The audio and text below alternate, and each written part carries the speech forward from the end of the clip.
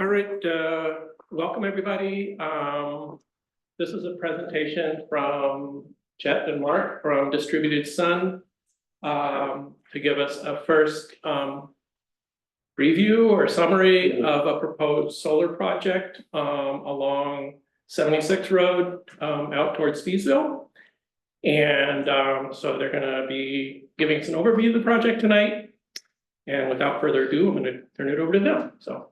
Mark, question, is this also gonna be a public hearing tonight? That was my impression. This is not a public hearing. This is just a presentation. Oh. Yeah. You're welcome to ask as many questions as you like. You know, you say that, but these two characters are gonna get real pissed if I start doing that, so three characters. So, three characters, okay? We're welcome to questions. Yeah. Hello on Zoom, hello. So I'm Chet Feldman, and yes, I work for a company called Distributed Sun. This is my colleague Mark. Nice to meet you all. He's recent Ithaca resident and has joined us this past year at Distributed Sun after finishing some school up at Cornell. So what I'm here to talk to you guys tonight about is, what we're doing here in Caroline, sort of also where we're coming from, and, making ourselves available for as many questions as you feel ready to ask. So I'll start with the history. So as I mentioned, I'm Chet. I'm an engineer by trade. I've been working for our company for 10 years, and our company had actually been active in Tompkins County before that. And right down here, we commissioned the second utility scale solar array out by the airport. That power all went to Cornell University, and that was the first, one of the first large scale arrays built in all of upstate New York. Been active many years, others since then, built out in Tioga County, Livingston County, Allegheny County, many counties. Also, some folks might be familiar with the Cascadilla solar farm, which is also on Cornell property, just east of their campus in the town of Dryden. So Ray Berger over there worked with him many years to get those permitted, approved, and working on built. And actually, I forgot to mention, we also built the one over in Hartford on Cornell's property for right next to their the digester in that area. And similarly, there's one in the Lapeer that was commissioned at the end of 2020. So we've been around, and we've been working with Tompkins County, Portland County, Tioga County, all around here in New York. And we have been working a lot with Cornell University. One of our founders is a Cornellian, and we spend a lot of time up here. And one of the main reasons is the program led by the State Public Service Commission they set out a program called Community Distributed Generation, which allows small scale electricity generators to be set up at various locations on the distribution grid. That is the power lines that pass along the roadside rather than the giant towers. So we can set up to 5,000 kilowatts worth of power in one location, and that gets set into a meter. And then we have a group of customers who are interested in purchasing locally produced electricity. And, frankly, the only way customers get interested is we can offer savings against local NYSEG rates, which we are going to be offering if we can get this next plant going in the community. So we get an obligation from the utility. As long as we fit their rules and we pay their upgrades, we can connect into the grid with a certain generator. We offer the savings out to the local community in terms of electricity sales.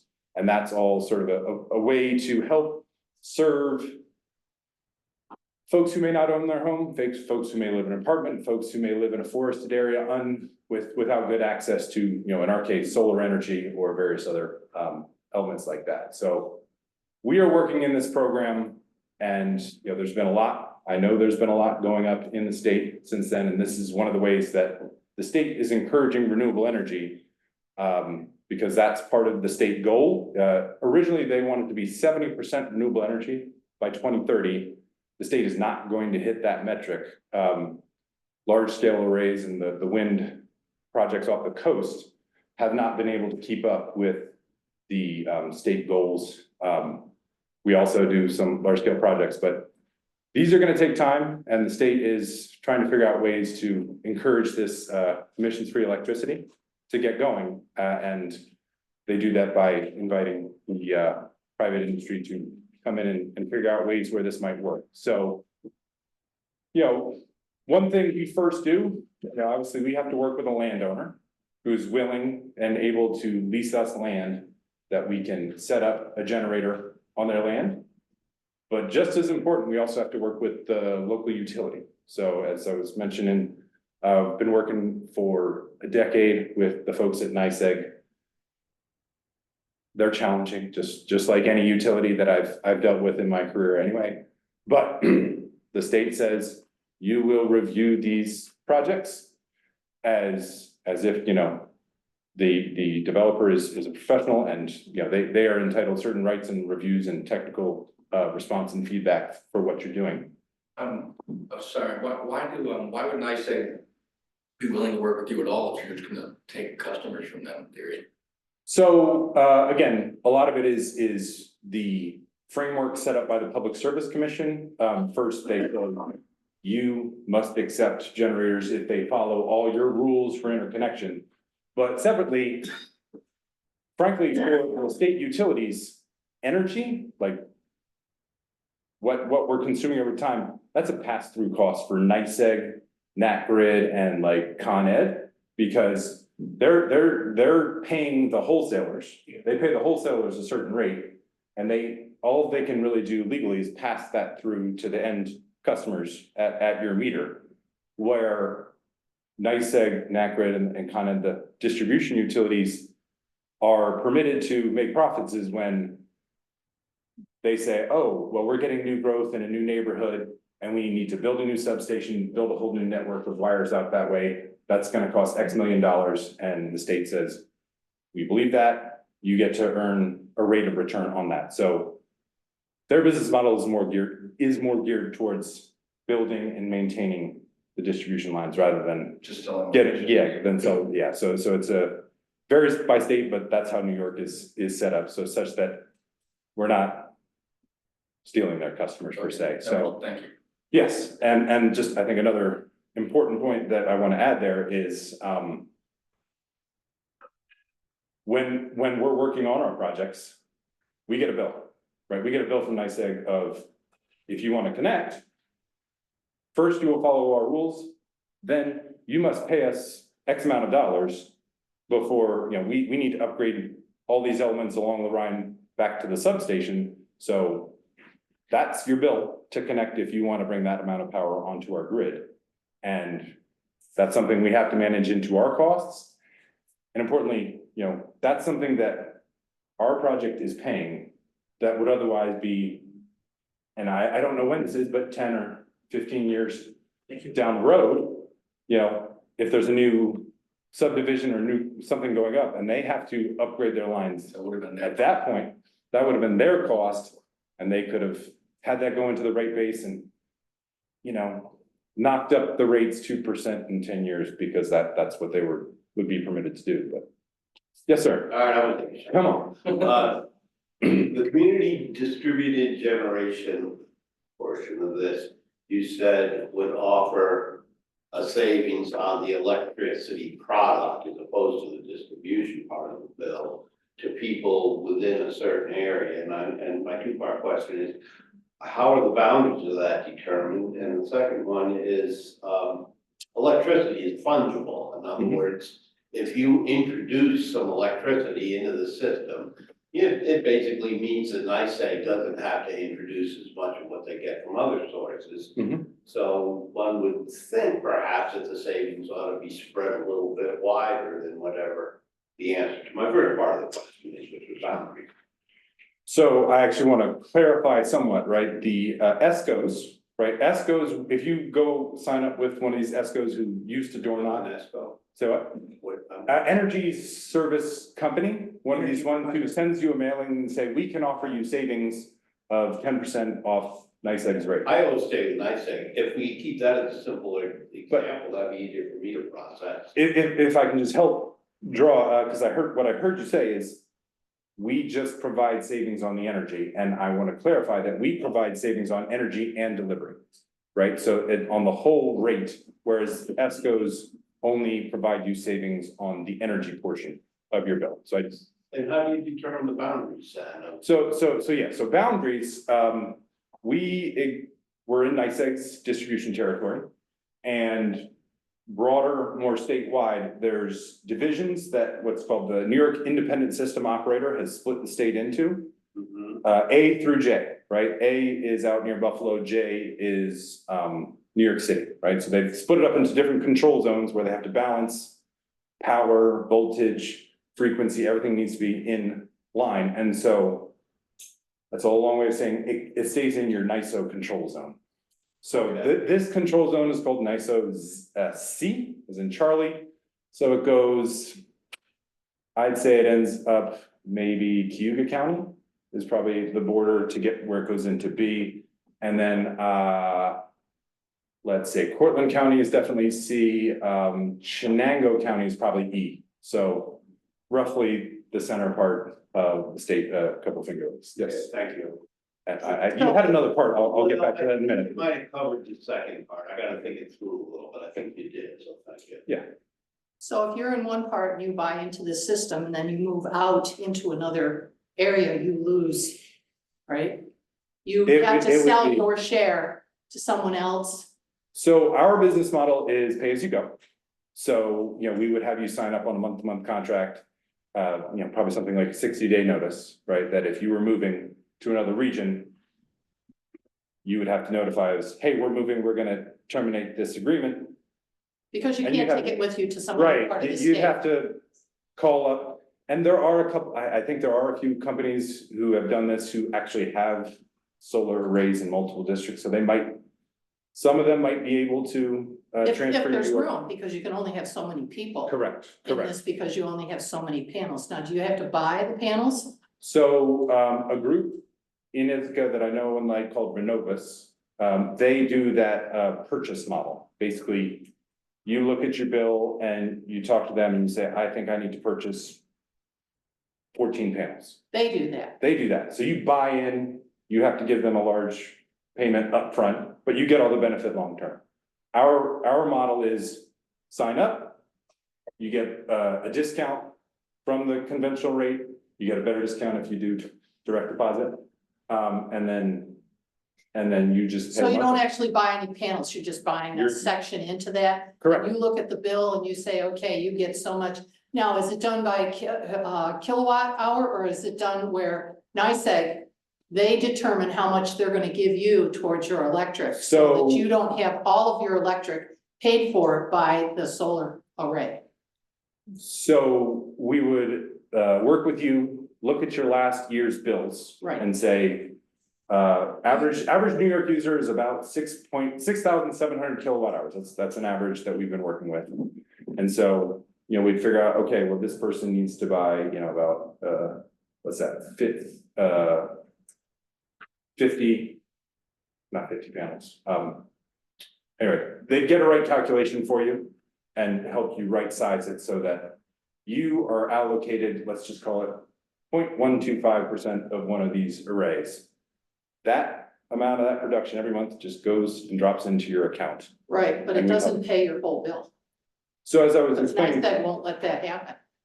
So, as I was explaining to the gentleman here, it pays everything except for the fixed costs of like the bill charge amount, which adds, I think those are a couple dollars per All those month. miscellaneous. If it's anything per kilowatt hour, we can offset that, but if it's any fixed fee, administrative fees, you're right. So, but we do think the energy is a very large portion. Is a larger portion than all of It's, all of the yeah, other. it's energy and delivery, right? So it's both of them, which is a different product that has been offered around. So it's most of it, It's designed to cover 100% of your energy use from your bill history. exactly. Okay. Right, but it doesn't pay all those little extra little things. No, we think that. But the then, 20 okay, so then 20 we have to pay you something monthly or yearly? Monthly, yes, yeah, we would bill monthly. Okay, and what is that average cost? That really all totally depends on your usage. your usage, right? Okay, But what we offer to everyone is at least a 5% savings on NYSEG rates. Usually we go to the host town and they get an exclusive period a month ahead of everybody else. Often we have a 10% saving opening Okay, window. and it's just open to Caroline residents? That's we have a brief window ahead of everyone else, exclusive. They get to sign up first, better savings than what would be. And how much, well, you don't know how many people, because you don't know the usage yet. How many people in your particular array? Be able to say an average of 25 panels, how many Right, panels? so are you I gonna think, have? you know. We're estimating for what we're working on, we did the calcs and it's around, we think. If everything gets built as proposed, it would be around 4,800 homes. So I think that's more than Carolina, so. Yeah, I was just gonna say, I think Yeah. that's more than our So maybe residents, if- yeah. Just explain to everybody what you're proposing. Right, I'm still getting there, but I'm trying to make myself open for the questions. So I was on community distributed generation. I think I'm gonna call myself good there for the moment. So then I just want to quickly get out some visuals of what we would be trying to do. First, you know, we are graduating to what's called the tracking system. So our arrays, instead of some of the older ones, right, like the ones you might see in near Cornell or over in the pier, we're just the fixed tilt, flat, 20-degree, they don't move. What we're moving to now is tilt east in the morning, tilt west in the afternoon. So Oh, wow. yeah, that's the plan for those. And then, you know, this is a sort of a typical look, and I don't know if you can see that human is in there for reference. We have what are called inverters, which take the power from the solar panels and turn it into the alternating current of what the grid accepts. For any of you who are familiar with Nikola Tesla and Westinghouse, it's that old battle. So we have the inverters there. And then I just also want to point out a couple things we're doing based on town requirements and general good practice nowadays. One of the town requirements is an agricultural style fence, so that's a no problem for us. We've been doing that in more recent rates anyway. And then sheep grazing. If you guys go to the Snyder Road Farm or you go to Cascadilla, you guys should be able to see the sheep there. Cascadilla is now run by Cornell's extension group. Actually, a Caroline resident helped set up the first sheep to graze at the Snyder Road Solar Farm. And he's actually grazing many other places beyond that. One of our solar arrays was the study paper for the American Solar Grazing Association. So we're very pro sheep on all this, and we're trying to find our way to get that squared away. So that's some of the look and feel. What we are proposing here in Caroline is it's actually 4 parallel projects according to the utility, right there. The utility has a requirement for a 5 megawatt AC connection, and that's the maximum. And there can be 1 connection per property. So we're gonna have 1, 2, 3 at 5 array and 1 at 2.5. A total of 17.5 megawatts, which let's just call that an abstract number. What I think most folks would grasp is it's around 110, 115 acres worth of solar panels that are being proposed down near the Speedsville intersection, County Road 115, Old 76 Road, bit further southeast in town. As this graph is pointing out, this is coming north on Old 76, so this is about the only real visible place from a public view shed perspective point. And we're going to be planting all sorts of native trees, maybe some larch, maybe some white pine, out that area to help manage the view shed there. There will be a couple bits of private view shed out to the east of the array, right? If this is County Road 115, there's going to be a few properties over here on the hill that will have visibility into it. I believe we used in this map, Shindigan Hollow is about up here. But yeah, so anyway, Shindigan Hollow Park is a bit northeast of that particular array. No, little Potato Potato Hill, sorry, yes, that's right. So yeah, about 110 acres is what we're working with right now. They'll all be controlled by an agricultural style fence. They'll all need, each individual connection point will have 5 poles that will be visible at the roadside to connect in to NYSEG's distribution grid system.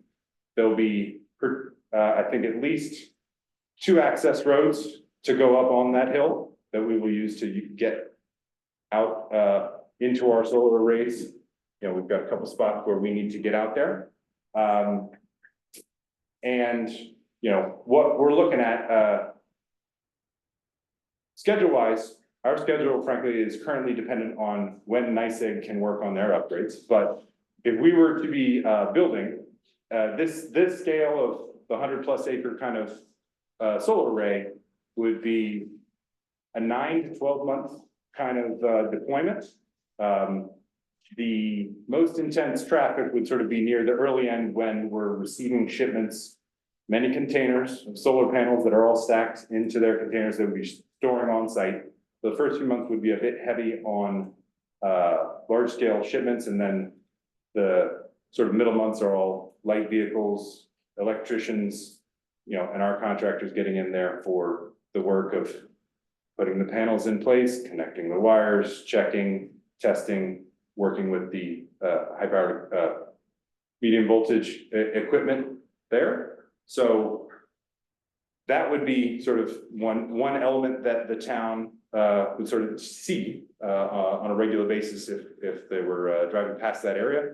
One very common practice that we're used to is we do a survey of the roads prior to construction so that everyone can understand here was the state of the roads prior to this construction project.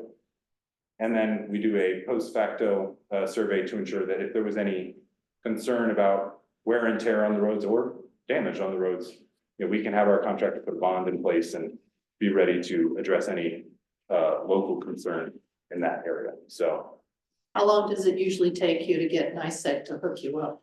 So, They're notorious for taking their time.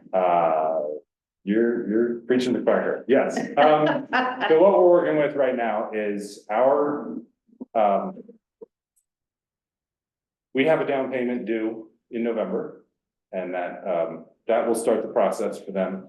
The real process will kick off when we pay 100% in full. And currently, as they're working, their guidance is about 15 to 18 months, right? So we've got a payment due this year, but we don't have our full payment due this year. And so if we make that happen, you know, this would go into 2026 before we're ready to turn on. 2 years. Yeah. So, yes, sir. Can I ask a technical question, or would you rather hold that till later? I'm ready for you. Okay, so 17.5 megawatts is a fair jolt of power to one point in the distribution system. Correct. And in the immediate real time, if you will, sense, the power output from your array can really fluctuate, you know, a cloud passes in front of the sun kind of thing. Mhm. So what do you have? I mean, have you got chemical storage batteries, or how do you kind of buffer the energy? Right, so, thankfully, our solar arrays are large enough that the fluctuation of a cloud is not that big of a fluctuation as it goes out, onto the grid. But, definitely hear you, because what we actually spent a lot of time studying with NYSEG was they had the exact same concern about, reactive power fluctuation. I don't know how deep you are in electrical I engineering. understand. So they were very concerned about that, and they were proposing to install a sort of one location, large, bulky, let's just call it bulky device of reactive power maintenance at a very large cost. And that would have put their mind at ease that we're putting this device in between their solar project and our grid. And that device, its job is to flatten everything out. So Right. would that be like a But chemical let me- battery, or? No, it's called a static bar compensator. Or just, so- you know, briefly. It's power electronics to manage reactive power of electricity again. The energy has goes. It has, the copper coils within the actual device, so it's not a transformer to switch voltage, but it sort of has the ability to absorb the reactive power or inject that. I don't want. Sure, yeah, it's, but, to just, let me round up the thought for everybody else. We don't need the static VAR compensator because the inverters are being built to newer and better standards that California and Hawaii are leading the way on, such that all of these inverters are able to correctly throttle their power to be flat in terms of frequency, voltage, and power. So there is work that our system does before we inject to the grid. Can do a lot of. Yes, sorry, I was a roundabout way for me to get, the inverters are doing the work to manage our power on the grid. I'll ask you later, okay? If you don't- Sure. So I think we've got some of the extents of the project, so I also just want to mention many of the other steps we have to do to just make sure we have a reasonable and valid project, right? So we've had, our surveyors have been out there and they've got the necessary topography and boundary data that they need to get there. We've been sending out environmental consultants so what they're responsible for is first they check on all the water courses and any potential wet spots on those properties to determine more or less, is this a water course or a wet spot of concern that should be regulated by, say, the State Department of Environmental Conservation or by the U.S. Army Corps of Engineers. So we've had specialists go out and assess the property for that risk. There are streams and there are water courses in there, and we're out of the streams and water courses. We will be putting in a couple culverts that we have to present and manage that with the Corps. That's a known vertical process. Separately, our environmental consultants have done bird surveys and endangered species surveys, so they've checked in with the federal wildlife, Fish and Wildlife Service. They've checked in with the DEC on all these species of concern, whether it's federal or state, or we've even cross-referenced the town's common birds in steep decline list that came from a different source. So they're out there looking for all these types of birds and other flora and fauna. What we know currently is, just like I think just about every project I've ever done in this area, is there is a risk. There is a known habitat issue with the short-eared bat, the Indiana bat, and one of their cousin bats, that these bats are all dying of the white nose syndrome. And so all the authorities are very concerned about their habitats and home, such that they want sort of, these bats have a very particular habitat of snag-tooth branches and dead cavities inside trees that one can only clear at certain times of year when they're not roosting, they're not out. So those would have defined clearing windows if we wanted to clear any trees for those. Similarly, there has been a northern harrier spotted in this area. And again, they're a species of that the DEC is investigating. Again, it's not an issue outside the state, but it's a New York bird that they're trying to manage the habitat for. And again, it's controlled clearing. One cannot clear wantonly at any time of year. So those have been observed, and we generally know the mitigation, waiting on the final report to see if anything else came about from a flora or fauna perspective. So then once we've done the topography, we've done the environmental, what we're going to work on next, and that's part of the community outreach, is we're working with our engineers right now to ensure the stormwater, ensure the passage up to our site is all fair and appropriate, and everyone's concerned about stormwater is this project going to impact my neighbor? Is it going to impact downstream And part of our job is to ensure that we've got our swales, our control measures, gravel, whatever we need to do, we have to make sure that the flows off of our site after construction are equal or less than that from before construction. So that's part of our engineer's job, is to make sure that that happens, and, you know, that's a professional engineer will make that analysis and show us how the water flows off the panels, how the water flows off the site, and is controlled at wherever it's running off. So, then, you know, we've got fences, we've got roads, we've got equipment pads, we've got our panels that will go in here. You know, we're gonna have to put these foundations into shale in certain locations, into wet grass, into other locations. We have a few slopes that are maybe around 10%, maybe a little bit greater on that site, that we have to manage a lot of the civil works.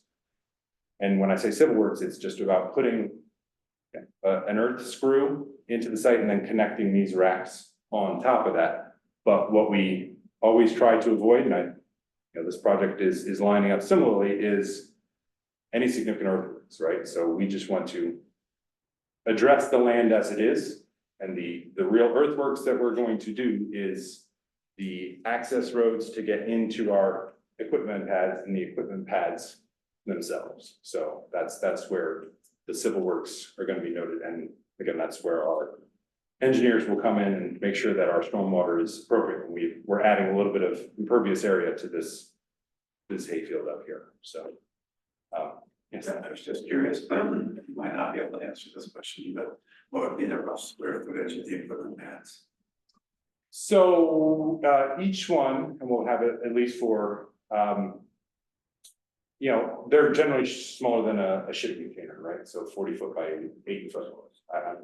We've always been able to get less than that, so less than 320 square feet per, so we're talking less than 1,500 square feet of new concrete up on that hill just for the equipment, but obviously the gravel pads are a little more. What's the expected lifetime of this hardware, and what's the end of life plan for this stuff? We do solar panels and things that contain toxic materials, and it's difficult to dispose of things. Right, so our solar panels are made out of aluminum frames, just conventional silicon glass on top, and Well, you have a lot of zinc and silicon like that. yeah, and there's boron doping and, you know, the silver back through all there. So that's what we're made of, right? What the solar panels themselves, we're expecting a 30-year life out of them. They're warranted for 25 years, so we're looking for 30 years out of that. What's your initial efficiency, about 20% on these? Yeah, so in my early days, you know, we were getting 13, 14, and now we're, We're about 20. yeah. But about 15 years from now, you're gonna be down to about 14%, and then by the end So of life, you're gonna be down to 10? So it's warranted at 0.5% degradation per year, with 2.5 gone after year one due to the light induced degradation. Right. Right, so basically 5 years in the first year, gone. So we're actually hoping for something closer to 80% by year 20. That's what our models show, that's what Very ambitious and hopeful. that is what I our. like my truck to last 250,000 miles too. I would counter that your truck has a lot more moving parts than our equipment I does. would move a lot. Atoms move a whole lot, yes, and we're going through the silicon barrier. Fusion is a problem. Well, before the other question, how about the disposal of the? Yeah, so what we've got as, you know, part of our general practice, but also a town reg, is that, you know, we have to put in place a decommissioning bond, right? And so, yeah, I've been working on this since I remember the Geneva project when I did in 2014 up in, what was that? Town of Seneca. So what we have to do is we have to get a bond in place when we go to construction for being able to have money set aside to remove all that material in the future. Now, frankly, you know, if if we're right and it's closer to 80%, or, you know, if we still see value, we have the option of extending with our landowner. When you say 80%, that's At year 80% of the 20% efficiency, Right, so it'd be like 16% efficiency at each, right? Yeah, yeah. 14, 50%. Yeah, and there's a tail on that degradation, you know, when we get to the end, that end of life, that might be a little bit less, but. What I'm getting at is, we have to put a bond in place, right? That bond is responsible to cover the cost of removing everything, putting on a panel, and getting it off the site and returning the site to an arable position, right? One thing we're working on is we have to return it all to farmland, farmable capability. I don't know what's gonna happen in the future, but we would have to do that, right? We'd have to find a disposal issue for the panels and the power electronics. The steel that holds them up, we think will have future value out there. You know, in the calculations, no one lets us take credit for the value of that steel recycling, but we have to have a bond in place. We have a plan that is set up to take that all apart, find a recycling location for the panels, recycle the steel, find a disposal option for those. That's part of our requirements. What I can tell you, the investment team wants to do is, this project has permissions from the town, if that's appropriate, and from the utility to inject power onto that grid. They would try to find a way to see, can we extend the life of this thing? And that is, I didn't get to this, but inverters generally have a life of around 15 years. So we've already costed in, there will be an inverter replacement midlife for this thing. The panels, you know, we can go back and forth on exactly how valuable they are in out years, but someone can run the calculation of, is it worth just taking the old ones off and putting a new one on? I can't make that calculation now, but I can tell you, having permission to operate electricity even from a local jurisdiction level and from a utility level is something that folks will want to keep in mind. Yes, sir. Okay. Quick, who holds the bond? So that's the project company, right? So distribute. No, but I mean, you're putting the money up on a good faith basis, so who, you know, with whom do you post the bond? We have a bonding company, right? So, and it's even our investment team, right? Like, Distributed Sun could go out of business, and of course, the purpose of a bond is so that if we went out of business, the town wouldn't be left holding the bag. It's the bonding company who says, oh, we have enough money to do that. If that's what. I guess that was an ill-thought question, actually, but the other one, following up on what Chris was talking about the gradual degradation and efficiency Mhm. as time goes on. Also, as time goes on, new technology will make for more efficient panels or hardware in the Yeah. future, so you're kind of diverging both, you know. Why a lot of these projects tear them out at 10 to 15 years and replace it with new technology. Yeah, that's why. Some bean counter, and I've met them, I've worked on projects where this happens, is someone says, huh. It's the other guys, the other part of the office. I've talked to the folks who have taken out old inverters and they put in new ones and They're they're. not even just converted, I mean, the panels themselves. Yeah. They use a lot less than the projected 25 or 30-year lifetime. If by, say, 18 years from now, you have a 30% efficiency, these have degraded to 17%. Yeah. Okay, but. Yeah, so someone could make that decision, you know, down the road that, you know, if it's gonna cost us a bunch of money, it's an investment, but if we swap these out. And we, you know, obviously appropriately dispose of anything we're swapping out, reinstall new ones, there's revenue for the company, right? That is why they would do it. And that would imply a continuation of the contract too, I mean. Yeah. Right? And sorry, it was. Where Yes, are sir. you sourcing the panels from? Are you sourcing them from South China? Because a So- lot of the panels are made there right now globally. There is a big surge of new ones being made in Korea using nuclear power. I've had a hard time in my past 20 years as a semiconductor scientist ever seeing solar power as green. Knowing what it takes to make the panels, knowing what it takes to produce them, knowing the materials in there. Yeah. I really don't see solar as a green energy source. I see it as a displaced pollution. Okay. So are you where are you sourcing this from? Are these the Chinese ones, or are these, So what we installed on the last project and what is currently spec'd in is a company called Vikram Solar, Vikram being India, right? So, India, as far as, where you're talking about? yeah, It's exactly. coal power. It's coal Coal power. It's coal power. So what I'm aware of is that Stanford has done, studies on the net effect of investment in solar is that over the lifetime of a solar array, considering the alternate energy it displaces, it does overcome the embodied carbon. Those are the studies I've read, right? Carbon, that's the problem, it's the other environmental toxins, the cancers and degradation of that local environment and the absolute devastation in those communities and in those regions where they're getting made, yeah. Well, the South China one's gotten so dirty, they've had to move it away to other places. If The they're, Korean one is the closest to being green because they're using nuclear, and nuclear is by far the greenest power. if the devil's advocate, although I do love a good nuclear power.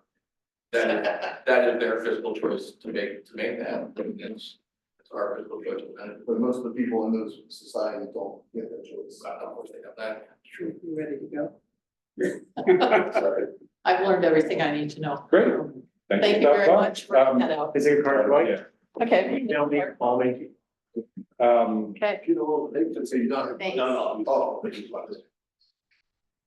Talking about, yeah, so, Oh, man. yeah, I mean, And then, I mean, one of the issues is we're not building any other we're not building nuclear here and our. Ithaca should have 4 nuclear reactors. Every town the size of Ithaca should have 3 or 4. And we should be doing plutonium and uranium remix and eliminating weapons and using waste. So I don't disagree with you, but I guess I would say broader policy is making it hard to build Right. other power plants and the electricity needs. Unfortunately, as far as I can tell, there is still growth in electricity requirements for everywhere, so.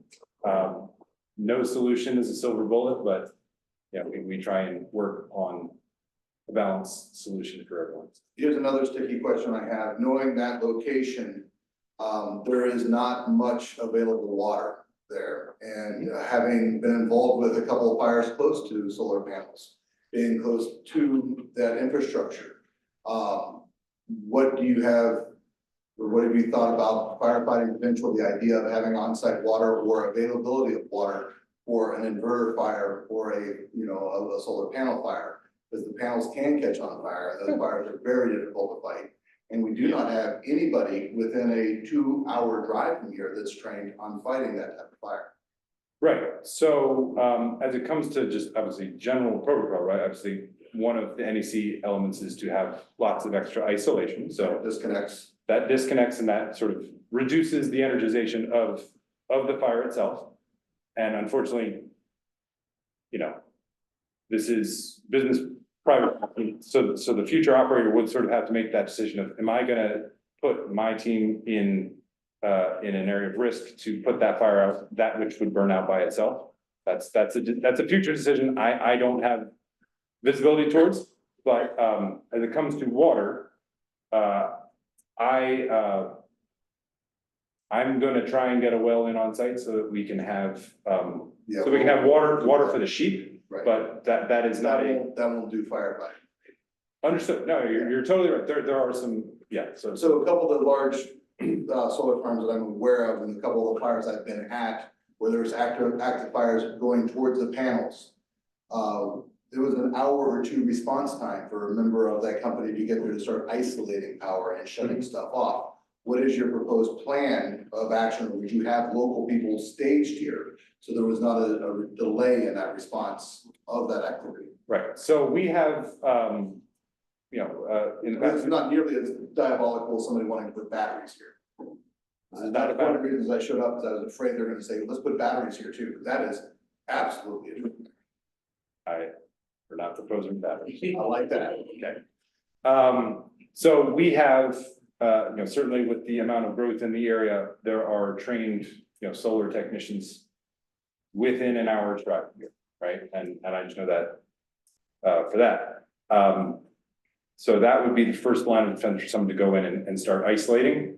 Unfortunately, I know that, since the fire department was called, it can't be that private, but, there was a fire incident at Cascadilla Solar and the team there decided they just let that burn. So when that burns, all of those dopants that are used in that manufacturing end up in the soil.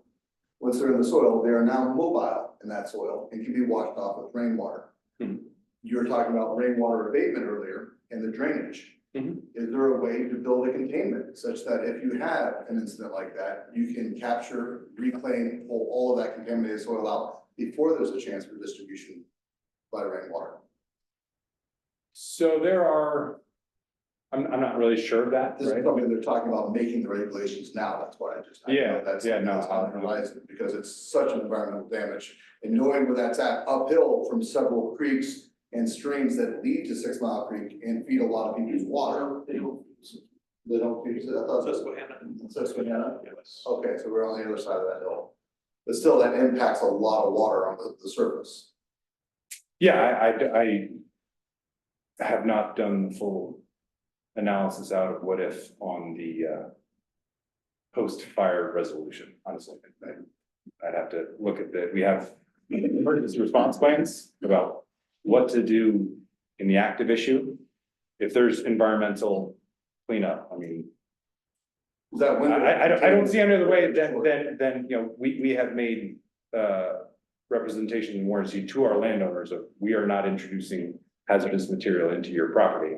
And if the fire changes the course of that, then we're on the hook, right? And so I don't have a much more clear answer. What did the DEC step in? Say what? What did the DEC step in on something like? That? Yes. Like, I don't know. I mean, it's a fire on private Well, property. somebody has barrels on their property, and somebody turns in and says, well, the barrels there, and something's leaking. Yeah. DEC comes and that property owner is responsible for cleaning. it. Correct. Right. I don't see how this is different. That, Because the window of opportunity to contain it and mitigate that is very short compared to a long-term leachage from barrels or a farm like that. That's a different type of scale of time. Because if you have a fire, you want to contain that material before it gets wet and washed away. If you have somebody storing barrels or something like that, that's a long duration explosion. but if it's, How's it different? if the barrel is active, it seems to me the same thing. It goes If through it- the soil, it will travel, no different, anything that lands on that soil, whether it's a barrel sitting there, or if it was a solar panel and landed on that soil, it ends up in that soil. The same thing that would move it, would move no matter what it is. So you have a shorter period of time to actually mediate it and keep it from moving with the solar panel.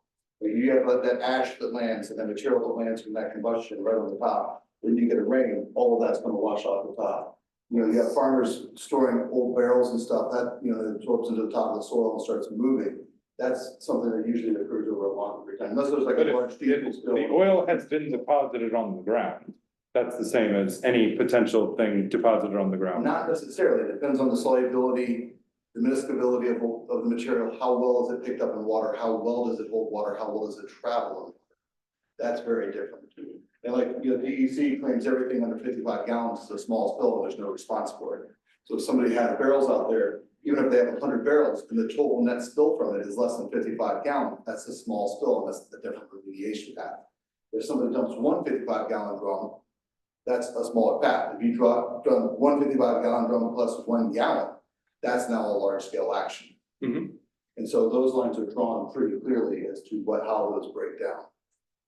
So like, I just, you know, there should be some sort of planning as to if there's a fire, how do we block this off and keep runoff moving this material out of that site? Vegetation. I don't have a design solution for that yet. But that's a good question. Yes, sir. You said that there was a fire at Cascadilla and they let it burn. What's the logic of letting it burn? They've isolated it, right? So they, you know, and I don't know the full details behind every decision that was made, but my guess is that, you know, they didn't have enough water handy or ready to get everything out at all at once, and So it'll burn itself out. What's the so it would burn itself out. The mantra on this is risk a little, save a little. risk a lot to save a lot. I see, So if there's a life at risk, you risk a lot more. okay, If this is already burnt and it's already destroyed, you're gonna risk very little to save it. If it's already isolated and it's not going anywhere, you're not going to risk manpower, personnel, or anybody in that action to try to save it. I've been a volunteer firefighter for 2 days now, so I'm gonna ask you fire. Okay, all right, ladies and You're gentlemen. gonna hear that a lot. Okay, When you disconnect, like when the inverter, let's say the inverter catches on fire, which is happening in Cascadola, when you disconnect that inverter, you're like removing, like, if you think of the fire touch heat and you have heat, fuel, and air. By removing electricity, you're kind of removing that new heat being introduced into the fire, so you'll burn like the insulation on the wiring. you're throwing cold And at one. Yeah, well, and like the plastics and the breakers, it would, that fire just doesn't have that much to burn. So that's what they did, they just said. It's a lot of.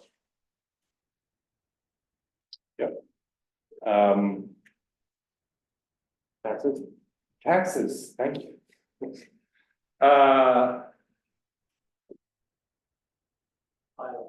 Yes, thank you. So, part of financing of the project, right, there is a federal investment tax credit for solar. I hope that the town, did the town get, were you able to take advantage of the investment tax credit? For solar. For the solar on town hall, because you might not, because you're a public institution. Yeah, Do you guys pay tax? I don't think we did. Yeah, It was 2010, okay. would it have been around then? I would like to make some sort of joke about that. Okay. You didn't get the full value. I'm sorry. Anyway, the investment tax credit is out there for renewable energy investment. There is a tax break for folks if they can invest in the renewable energy. But other things going on is, as I mentioned at the top, we've got the offering out for the community distributed generation program is that we will beat the rates of NYSEG so that you will have net savings on your bill as long as you're subscribed to our array. With those revenues, we're able to pay and offer a payment in lieu of taxes that would be worked in with the town, the county, and the school district out that area is Newark Valley. So, we would work through the Tompkins County Industrial Development Agency as a central location because they can make that happen for all three agencies at once. And then just another element worth mentioning is that, what we have been working through with NYSEG is that we have gone through the studies. We understand all the upgrades that need to happen to the circuit from that location back to the Brookendale substation. Currently estimated over $5 million. So that's, again, investments that the project will be making that would not be falling to ratepayers. So. Estimated saving. Thank you. Yes, so that's our, if we're offering the 5% savings on NYSEG rates over time. With that side of the project, we can offer 5.6 million is the estimated saving over that duration of time. Yeah, with the tax abatements Mhm.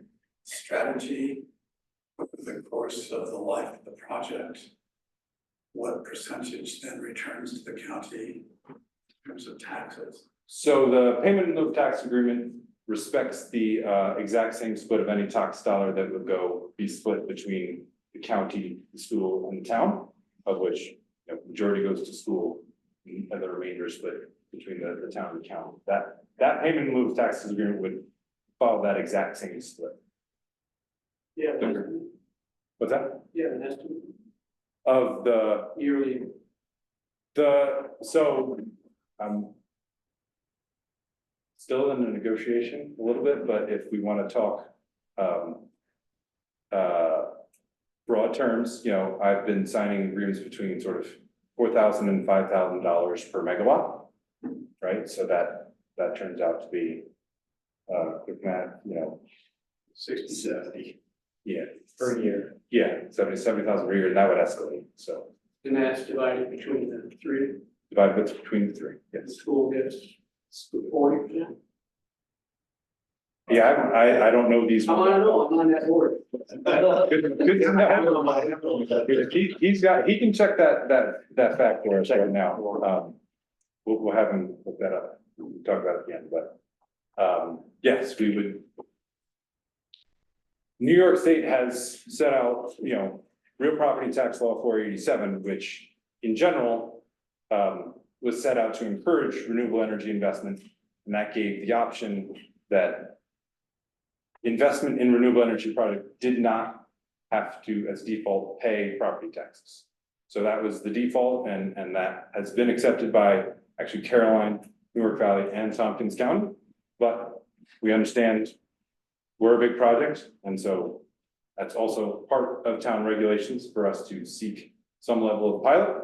And so that's, we understand, we agree, and we're going to be pursuing that. Yes, sir. How much of the investment and annual operational costs come from government subsidies, state, federal? So, like I said, 30% investment tax credit, right? So that's a tax credit that we're able to take after we complete the investment. We'll get a tax credit. You being the company. Yeah. Are you all privately held or publicly? Distributed Sun is privately held, right? So, we work with investors who, would be for that. Let me finish. Yeah. This is, I guess I'm wondering how much the taxpayers of the state of New York as a whole and the United States of America put towards these things. right. So 30% federal. There is a New York State program with, it would be about $1 million. Over this whole project, that's a smaller portion, that's less than, I think it's 3% of our project. Yeah, so that's something from state, and then, as I mentioned, we're putting more than that towards the grid upgrades, for the project itself, so. So most of the money comes from the private investors. Correct, yes. Do you have a projection? Are there gonna be any local jobs created by this? Are they short-term jobs for installation? Are there long-term jobs for maintenance? So, we do not have enough labor in New York to pull from a like trained electricians, trained steelmongers, everybody there. We don't have enough locally to work this. I can speak from experience. I know a project that was built in Livingston County, or sorry, that was in Allegheny County, in which basically it was everything west of Ithaca. You could pull labor from that to build the project. And we put out the call, we went to the local halls. We could not hit 80% labor on that project. We had to bring people in from out of state. So we hire locally because it makes sense. If I can be a little crass, it's cheaper. People are local, they don't have to do that. We've worked with Schuler Haas, and I know one of the Schuler Haas guys actually is Caroline, or is he? But anyway, we try to, we like to, but there's not enough labor to do that locally. And then on the O&M side, similarly, there's been a growth and a training, and a lot of the folks who have set up in the construction can carry over. And that's why I say I know they're sort of spread out through the state, whether they're a Caroline resident. I don't know the availability of trained electricians in Caroline. I mean, I understand that the necessary need to bring in a surge of skilled labor for that initial install for the first year or two. I was, wanting to hear something about how many people or what type of the employment would be. Yeah, for this scale of array, this is sort of like a half time for one trained technician. So the technician would be working this area in general, so. So for the sheep. Yeah, the sheep guys would be out there regularly. A lot of it depends on how much water is regularly available for that, but vets and sure. Real quick question, the ones on the left will appear Portland, Cascadola, are they access tracking? No, that was 2021. I think that was the last fix. We actually considered going tracking for that one, but the time wasn't. The rain, all of a sudden. They are moving parts.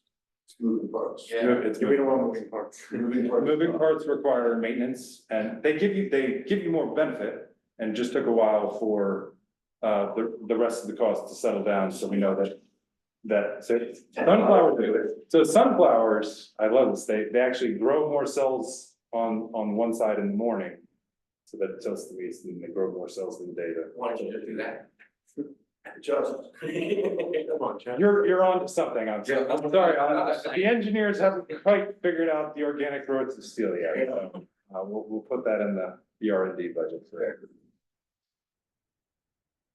So that maintenance, when you have that tilting, just, that to me seems like it would be, there would be a lot of maintenance, you know, with an oil can or something, I don't know, So, they're on, yeah, I mean, that is part of the work, but, you know, we, similarly to, you know, what we talk about for warranties for our solar panels and our inverters, like, we obligate, you know, the people who sell us the equipment, they have certain warranties to make sure that they're operating within specs for several years.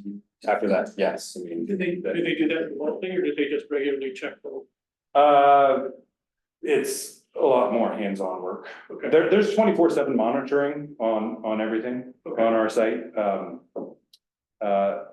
Maybe, you know, we learn more about the system by everything connected in through the inverters themselves. There's a lot of data we get about, oh, this particular subset of that inverter is underperforming. So we know that out of the broad area, there's a area where this guy has to go start troubleshooting.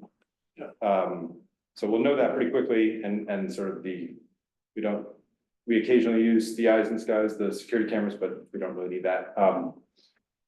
But yeah, back to your point, there's just gotta be hands on the drive Yep. to make sure, you know, is something getting stuck? Is it oiled enough? Is it, you know, is the bearing still in good shape? That's just. Most of your machinery doesn't come in this shape. It's all steel. Yeah. Good thing it's not gonna rust in New York. It'll last a long time. Oh, okay. Yes, I had to. At one project I did several years ago, I actually had, it was a tracking system, but basically it was 13 feet from one end to the other of that distance. And I actually worked with the jurisdiction, they said that was okay, and then the execution team came back and said, you permitted a sale, and I don't want that, so we turned it down, so we're about 6.5 feet of play in our tracking system. Follow up, like that too. Like when an escalator breaks, they temporarily turn on the stairs. If a single axis tracker breaks, it just becomes a regular solar panel like that, doesn't it? It's not the end of the world, is it? Yeah, we still get power, but we don't get, All the. so we get roughly about 20% extra on the annual production if everything's tilting correctly. Okay. So we just get less than expected, but they still are connected in the system and produce it. So, does the tilting help with snow shed, getting rid of the snow and ice? I mean, yes, they're, so when They shake. Yeah, they don't shake because we don't want to shake glass too much, but yes, they have a slough pattern to turn them up after snow has happened. Yeah, answer to Tony's question. Thank you. I did it right here, I just took the tax load of the school of the total tax load, 62%, and that's. Yeah, 62% sounds right, yeah, so the split, as I've seen in many places, 62% to the school district. And the remaining 38 would be split between the town and the county. And in my head, it's always been 60 school, 20 and 20. Of the, between 4,000 and 5,000 per megawatt of the 60 to 70,000. You mean, why am I asking? School's building it in addition. Like not About 40,000 a year. it's over $6 million. I don't know. Yeah. That's mostly about sports. And I think everybody from the teachers to the bottom should have significant raise because of the cost of living ship. And, you know, so this addition here, okay, will this help cover that? Because it was voted on, and it was voted in, Yeah. all of that. 6 million sounds like a bigger number than. It's 6%. little over 6% increase in the tax rate. Yeah, so it got spread out over 2% last year, 2% this year. And my fellow board members, apparently nobody really thought about the fact that we don't start at zero now and figure out what we're gonna do. No, we start at 2% and then you add on what you have to. But when they were at 4% last year, like, holy cow, I'm like, yeah, where the hell was your head? You know, when you thought such a great idea. So, but anyway, so when's this gonna start paying? And another thing we have to do with the school board is what do we do with that money? What's the state allow us to do with it? Meaning, we can only keep 4% of our total budget in savings. State allowed. So we got money coming out. That was a concern there if fracking came and we had money coming in. They gotta change something so that we can put it away. What do you do with it? And the same thing here, how do we distribute it? How can we put it in savings account? Well, my question is, how much is it? How will it help with that addition? When you think, estimate that we'll start seeing it, the town will start seeing it. Right, so on timing, right, we've got our first down payment this fall. And when, from the full down payment, which I'm expecting sort of early 2025. General guidance from the utilities 15 to 18 months. So that means 2026 commissioning. And after that point, you know, I think billing generally is quarterly, so. Second half of 2026. Commission, meaning online. Online, producing electricity, creating revenues and hitting a commit, like if you have permission from the utility. You can inject energy onto the grid and sell it to your customers. So once that's commissioning, then it pays taxes. Yes. Not before. Yes, You know, quarter or so after that, mission. Yeah. So construction starts, you're suggesting spring. thanks. Many, yeah, few ducks to get in a row, but you know, next spring would help, And just thinking about the components, Go down. right now there's like a lot of supply chain constraints and battery storage. But as far as like solar, like we're not concerned about lead times, so our long time item is NICEAG's ability to upgrade their lines. Once they do that, we're ready to, we'll have our ducks in a line. Yeah. Our incentive is to build as soon as that's done. So the other thing you talked about, was it clear that, which something that bothers me is you're paying for upgrading the power lines, so I don't have to. Because, you know, this power outage thing that happens constantly around here, not as bad as Richford, the other side of the dollars. No, you're all by yourself up there, you need to cut some trees. So, no, but, didn't realize that benefit, because NICEAG's got a lot of work to do, all New York State, to upgrade, their power grid. that's, Talk to Maryland and New Jersey. yeah, well, also, yeah, the amount of investment required in our grid. Yeah. Anywhere, if we want to connect more power to it is serious, and obviously we're bringing money from the from the market side to make this investment for that the state is not otherwise empowering NICEAG and the others to go forward with, so. Is part of your cost with NICEAG to put in grid isolation points on their service line so that, you know, because I know they've been installing these isolation points all around. You can see them everywhere now. You see the big switch breakers for the primaries to isolate smaller subsections of the grid. So looking at the list of our itemized list, no, not really. I mean, it's regulators to help voltage along the lines, reclosers at our location so they can shut us off. Right. Upgraded conduit, well, you know, sort of not. Well, I guess That's an interesting thing that I don't think, and I would, frankly, I would probably object if they just wanted me to pay for a new, I'm sorry, I would probably object if they just wanted me to pay for extra protection. That wasn't there before, right? we'd have to have a good talk about that, but I'm not aware that that's an extra investment going in.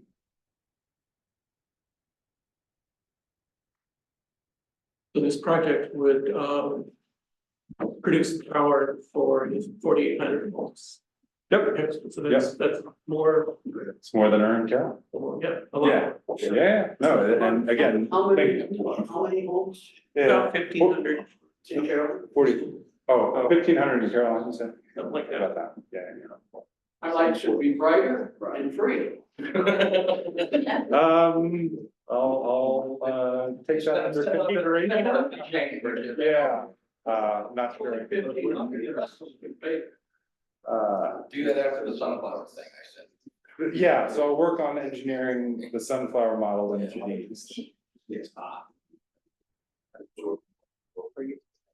Yeah, I mean, I feel like I've gotten the intro going, and maybe just to round it off, right? As a reminder, we're working on engineering, that's going on currently. We're gonna be coming to, review board meetings, just to say hello there. We are considering a submission in the coming, month or two, is why we, To the town's review board. yes. Do people wanna ask a question? I did chat them and, to solicit that, nobody raised their hand. If anybody in Zoom does want to ask a question, raise your hand and we'll let it rip. I think they're after listening and maybe they've heard their questions answered, so. And Mark will send this to you, the digital. And That'd be great. Thanks, I'll put it on the website.